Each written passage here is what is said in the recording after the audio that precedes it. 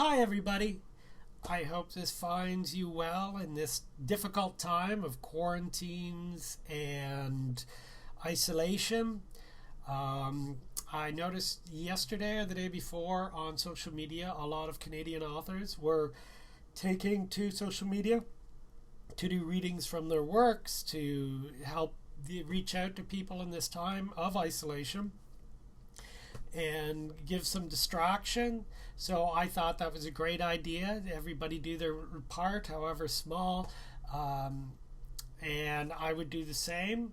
So my name is Colin Frizzell. I am the author of the books Chill and Just Jay, and the original screenwriter on the film Lavender, co-written and directed by Ed Gastonley, currently available on Netflix for if you want to check that out, another form of distraction. But today I'm going to be reading from Chill.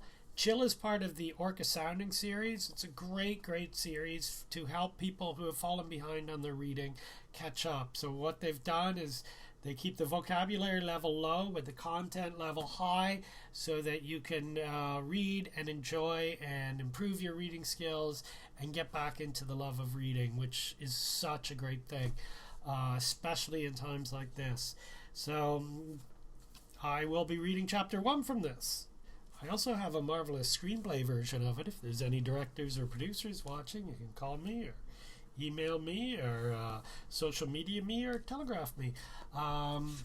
Just don't try and meet up with me because this is a time of social distancing and isolation in order to flatten the curve so that our wonderful healthcare workers can deal with this and that as many lives as possible are saved.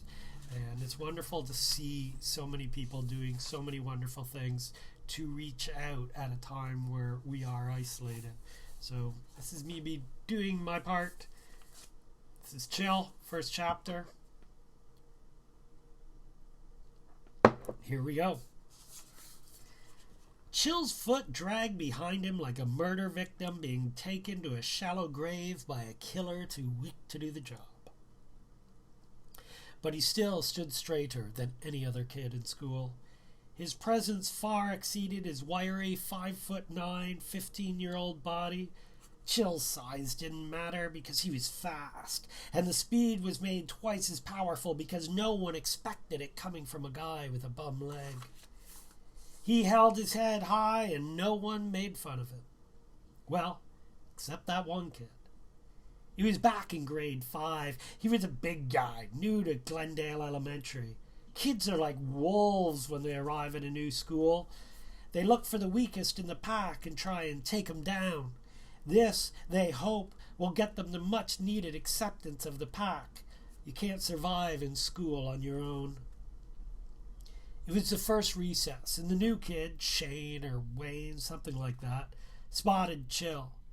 Once he saw Chill's leg, he made his move.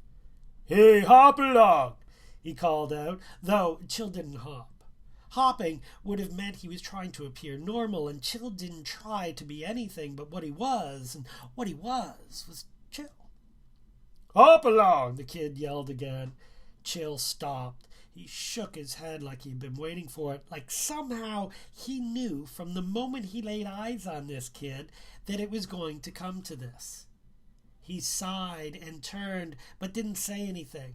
Chill wasn't much of a talker. He didn't have to be. His sharp eyes and multitude of expressions could speak volumes. On the other hand, I was a talker and often spoke for Chill. "What do you want?" I said, sticking close to Chill's side. "I'm not talking to you. I'm talking to Hoppy here," he said, nodding at Chill. "I don't think he wants to talk to you," I told him. "What's the matter? His tongue as dead as his leg?" The kid laughed. He looked around, hoping others would join in. No one did. He turned back to Chill. "So what happened? Your leg fall asleep in class and you couldn't wake it up?" He looked around. Nothing. The lameness of his attempted jokes aside, he should have picked up on the reaction of the crowd that this wasn't going to win him any friends. "Chill, He just shook his head and turned and walked away. "Where do you think you're going?" the kid asked. "Nowhere fast, that's for sure."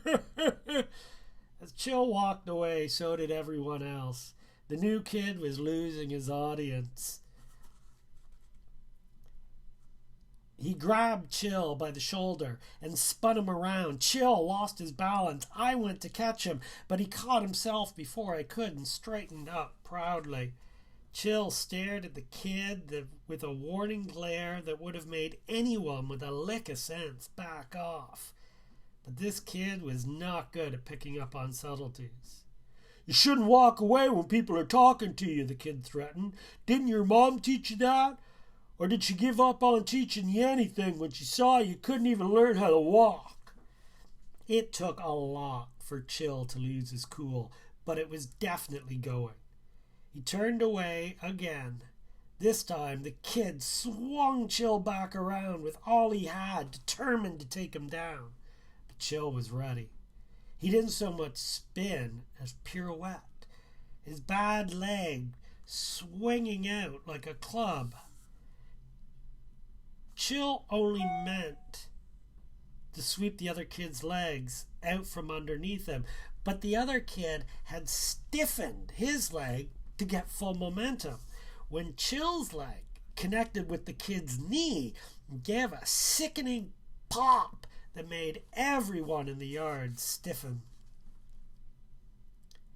The kid dropped to the ground like a gummy bear from the ceiling when the saliva dries. Despite the pain, the kid tried to get to his feet to save face, but he could only move himself along the ground like a lame toad. "Who's happy now?" I yelled. This got a laugh from everyone, except Chill. When I turned to congratulate him on his victory, he had already disappeared around the corner. I found Chill tucked out of sight with the sketch pad in the far doorway of the school. "That was cool," I excitedly told Chill. "No," he told me, coldly and firmly, looking up at me from his drawings. "It wasn't." He lowered his head, returned to his sketching, and we never spoke of it again.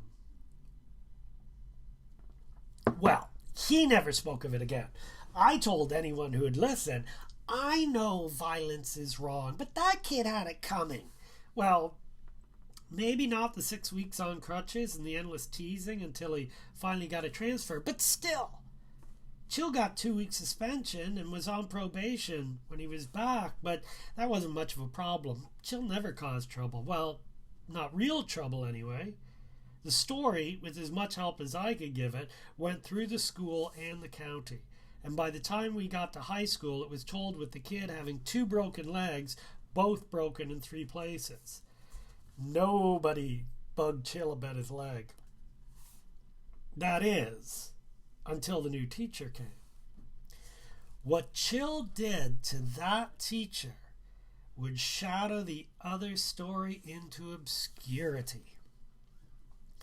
It was the second year and the second semester in our 4-year high school sentence.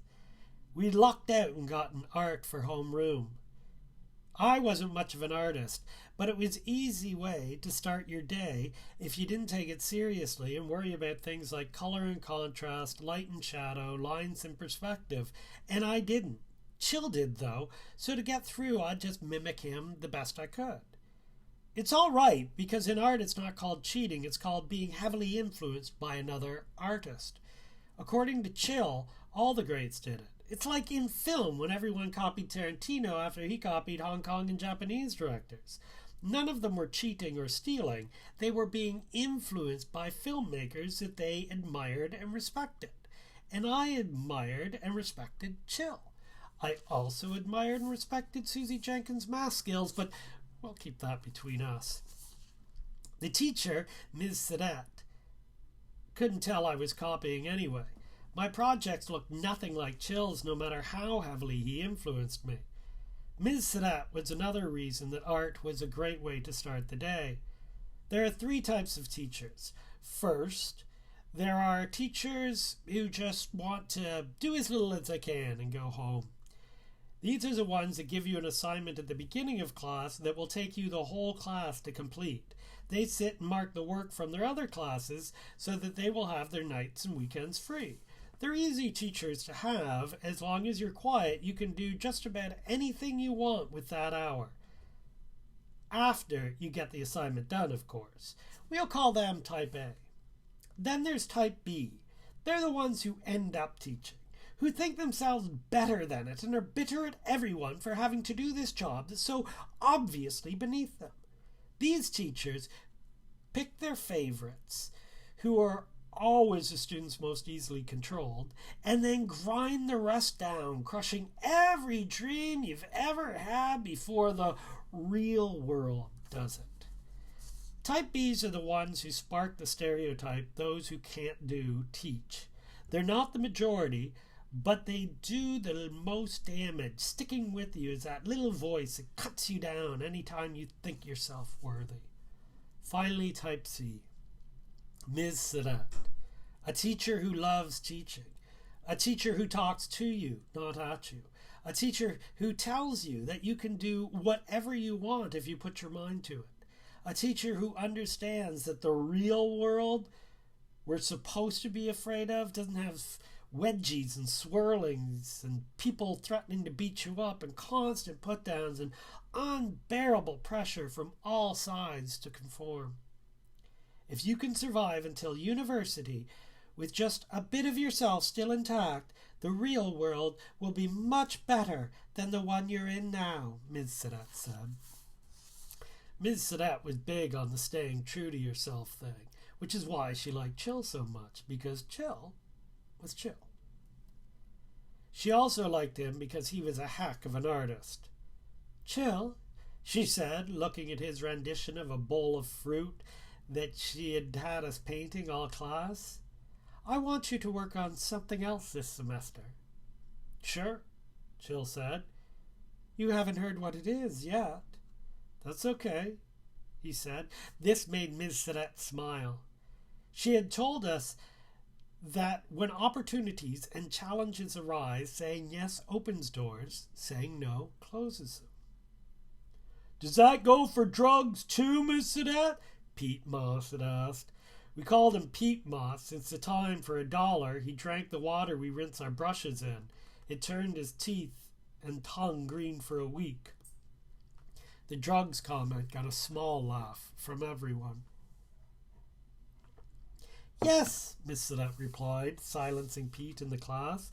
The challenge and opportunity there is for you to show your willpower, your ability to think for yourself, and not give in to the pressures around you. Also, to keep all your brain cells intact.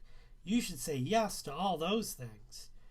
Yeah, Pete Moss, you don't have any brain cells to spare, I had said. The class laughed. Pete Moss showed me his IQ score by holding up a middle finger in my direction. Ever since that day, Chill agreed to do whatever Ms. Sadat asked of him, often before she could finish asking.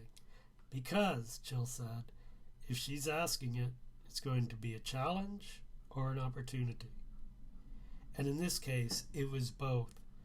The school is going to be doing a mural this semester, Ms. Sadat told him. I'd like you to design an entry, something that will inspire your fellow students. Are you interested? Yes, Chill said. You'll be going against the seniors, but I think you've got a great chance if you work hard, and I know you will. Chill humbly lowered his head and nodded thanks.